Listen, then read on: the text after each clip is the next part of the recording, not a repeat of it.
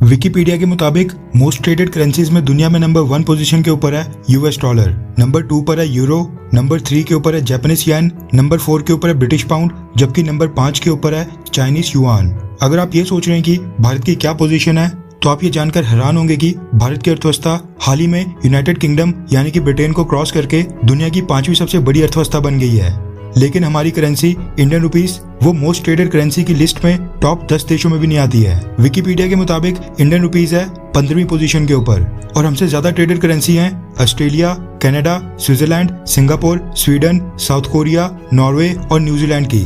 इनमें ऐसे कई सारे देश हैं जिनका एरिया भारत की एक स्टेट से भी कम है। देश को आजाद हुए 75 साल हो गए हैं। पिछली सरकारों को तो इस चीज की खबर भी नहीं थी और ना ही एहसास। लेकिन खुशी की बात यह है कि सत्ता संभालने के 8 सालों के बाद मोदी सरकार को भी एहसास हो गया है कि भारत की डेवलपमेंट तब तक कंप्लीट नहीं मानी जाएगी जब तक हम अपनी करेंसी इंडियन रुपीस को भी एक ग्लोबल करेंसी के रूप में स्थापित ना करें। जिस तरह से आज हम अपने फॉरेक्स रिजर्व्स में US dollar, euro, Japanese yen या बाकी करेंसीज रखते हैं, सेम उसी तरह का इंडियन रुपीस का भी कद होना चाहिए। और दुनिया के बाकी देश न सिर्फ ट्रेड में इंडियन रुपीस का इस्तेमाल करें, बल्कि हमारी करेंसी इतनी स्ट्रांग हो जाएगी दुनिया के बाकी देशों के सेंट्रल बैंक्स भारत की तरह अपने फॉरेक्स रिजर्व्स में बाकी टॉप करेंसीज के साथ साथ इंडियन रुपीस को भी रखें। वैसे ये भेद मुश्किल है और किसी सपने से कम नहीं है, लेकिन खुशी की बात यह है कि भारत सरकार ने इस दिशा में बहुत ही जोरों शोरों से काम शुरू कर दिया है। सरकार के आदेश पर आरबीआई ऐसी पॉलिसीज फ्रेम कर रहा है जिससे इंटरनेशनल ट्रेड सेटलमेंट्स में इंडियन रुपीस को बढ़ावा मिले।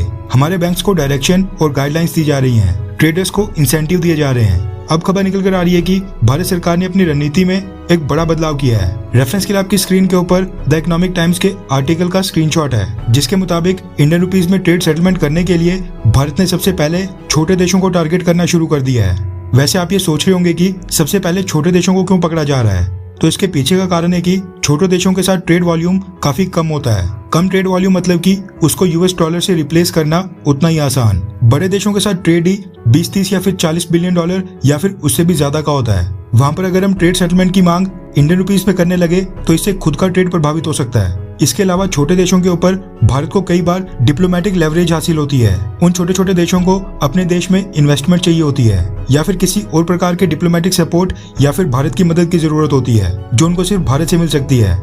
इसलिए भी छोटे देशों को इंडियन रुपीस में ट्रेड करने के लिए मनाना ज्यादा आसान होता है। रिपोर्ट के मुताबिक इंडियन रुपीस में ट्रेड करने के लिए इस समय भारत कुल 20 से ज्यादा देशों के साथ नेगोशिएशंस कर रहा है, जिनमें अब 12 अफ्रीकन देश भी शामिल हो गए हैं। भारत अब इन 12 अफ्रीकन देशों को यूपीआई और रुपए के फायदे गिनवाने की कोशिश कर रहा है। एक स्ट्रेटेजी के तहत स्विफ्ट पेमेंट मैकेनिज्म के ऊपर निर्भरता को कम करने, डॉलर डोमिनेटेड ट्रेड को बाईपास करने के लिए भारत के जो अपने खुद के स्वदेशी पेमेंट मैकेनिज्म है, इकोसिस्टम है, यूपीआई और रुपए, उसको सब देशों में लागू करने की कोशिश की जा रही है, ताकि कल को अगर स्विफ्ट से भारत के बैंक्स को बैन भी किया गया तो हमें ज्यादा फर्क ना पड़े और हमारे पास पहले से उसका एक अल्टरनेटिव तैयार हो।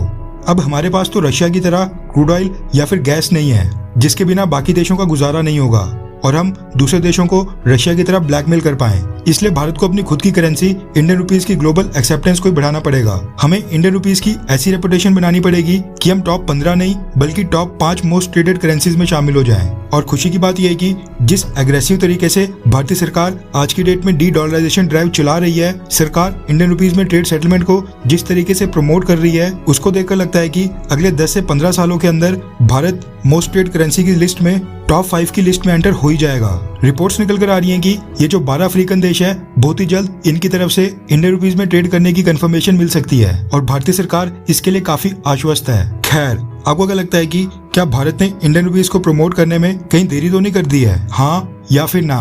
नीचे कमेंट करके अपनी राय जरूर बताएं।